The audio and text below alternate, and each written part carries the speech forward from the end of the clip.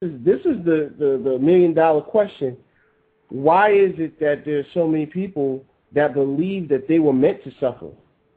Right. You know what I mean? Because there's certain people, because, you know, there was this, for instance, there's this thing, I don't know if you heard about, there's this one political faction of the Republican Party that has a house in Washington called C Street, right? Well, forget the number. A reporter went undercover with these dudes, right? Now, this is their interpretation of things, right? That, you know, quote unquote, the Almighty likes only the mighty, and therefore the reason that they were put in power is because they're strong and they move and they do things in clandestine, right? So by default, you know, there's certain people who believe the opposite, that the reason that they're in the circumstances that they're in because it's meant for them to suffer, and so therefore we don't think we should be part of the prosperity, and then we make excuses for a pastor who's got a $10 million jet and wearing, you know, $20,000 suits. But I submit to you this other point, that when you start looking at, you know, all the people in the other parts of the world where, you know, they go through this unbelievable suffering, you're trying to tell me, right, and this is basically what, like, The Secret says, you know, the law of attraction, right?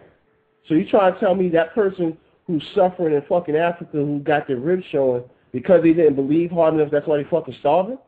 Oh, yeah, they weren't blessed. No, brother. You know what it's called? It's called absolution. When people are doing fucked up shit, they absolve themselves of guilt. I remember Kwame Ture spoke about this one time, about the process of lying. Before you can lie, you have to first convince yourself of the lie before you can even convince anybody else. Mm-hmm. Because what it takes, it's like, that's why this whole concept of we're born evil is a bunch of bullshit. Because if you're born evil, you can just do evil. Right. Mm-hmm. You don't have to trick yourself mentally in order to do it. Everybody, before you get ready to do something bad, you have to justify it in your own mind first. So in other words, you got to trick your mentality in order for you to do the action. So if you're going to do something that's wrong to somebody, you got to say, well, you know, he never liked me anyway. Right. He never did. You know, you got to come up with something to make it a justifiable reason why you can do that wrong thing to the person. So you bullshitting yourself just to do evil. Well, that whole thing that the Christians play on about how you born a sinner, in other words, you ain't shit, you ain't going to be shit, so you might as well accept Jesus Christ because he'll make you the shit. But the theory about that is, well, I asked a Christian about why did Jesus say, I am not come to the righteous, but for sinners to repent. And they asked him, why are you with these sinners? He said, don't the sick need the doctor. I said, isn't he trying to tell you in stating that there were people that were righteous while he was alive, and he wasn't concerned about them because they already was doing what's right. Right. I'm going to the people that's doing wrong. So what's all this, you a sinner stuff? Right. They don't even understand the contradiction that's in their own doctrine. No.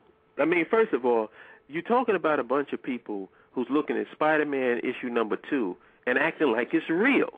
Right. So logic goes right out the window with this. And then this whole term, like what the brother was just spoke on, the reason why people feel that suffering is sanctimonious is because you got a book telling you that you should suffer long suffering. It says that.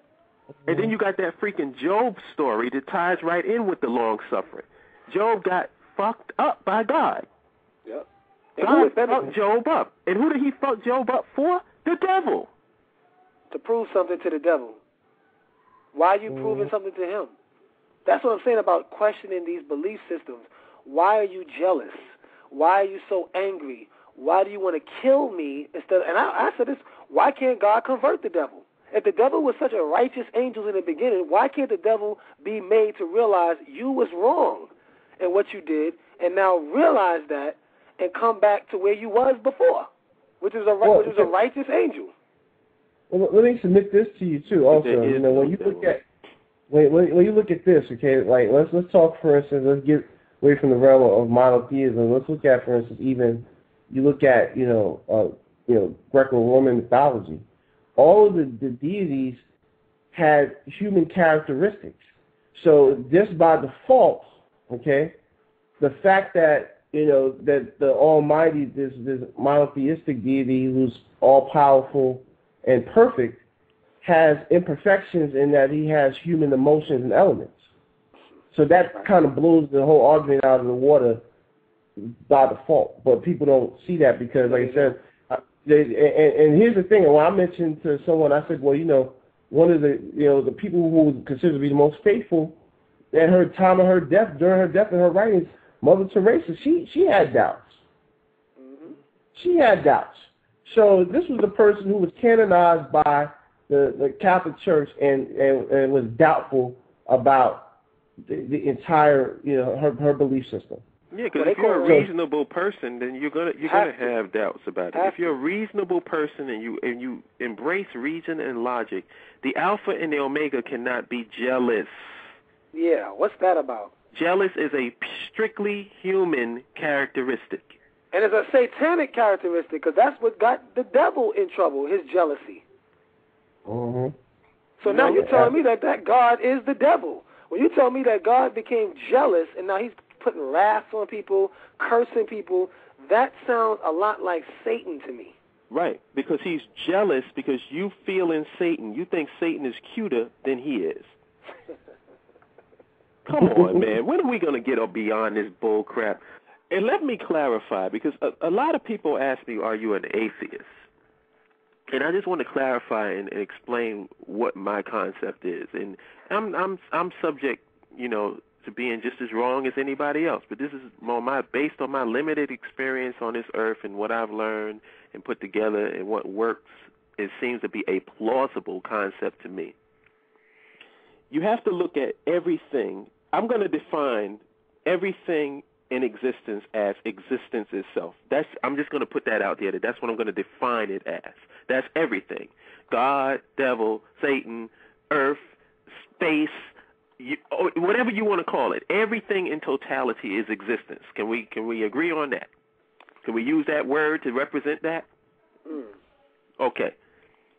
If that's the case, where does the concept of worshiping something come from within that paradigm? Does a fish have to worship the water? Do the two cells in my body that's having a fight over whether I exist have to worship me? Right. Where does this concept of worship come from? It sounds like a human concept. That's who would be motivated to be worshipped, a man. Right.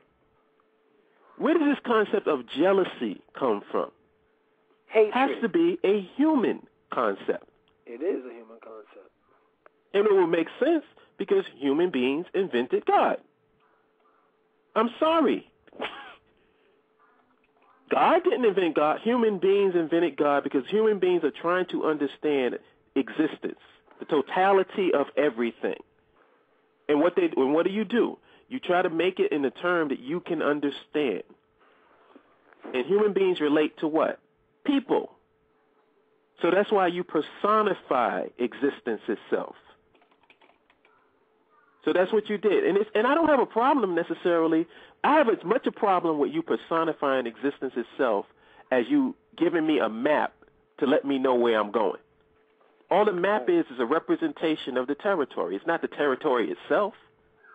So I don't have a problem necessarily with the God concept if you want to look at it as a metaphor for existence itself and the totality of existence and how we interact and exist within that existence. I don't have a problem with that, with human beings personifying that, because that's what we do. But when I pick up Marvel Comics and I read X-Men #1, I read when the Hulk fought Wolverine, and I read this stuff, I can enjoy it for its artistic value, but I also know that these are characters that is not real. Right. Even though we can actually have because when we were small, we used to have conversations about this. Can the Hulk beat Superman? And can this? Right. This is natural. And you would think when you hear us talking that it was real people that we were talking about. Right. But it's not. These are characters subject to the writer's interpretation. I'm gonna speak on. I'm gonna reserve my concept of what I say is God. For the show, but I will say this though, we have a lot of questioning to do with that God in that Bible, if you say that God is the almighty creator of everything that we know today as reality, then the God must be crazy. That God is crazy because that God creates scenes to prove to himself that he is the greatest. I'm going to create a scene like Satan because God did make the devil, because like I told people all the time, if you tell me that God is the creator of everything and I ask them, where did the devil come from? You can't say the devil came because he decided to do this, that, and third. No. You're telling me the devil created a nature outside of himself? Yeah, that would make him God. That would make him God then. Ironically. Because that's what it is. That's what it is. We're using these metaphors to try to explain what's going on in our own freaking mind. Yep.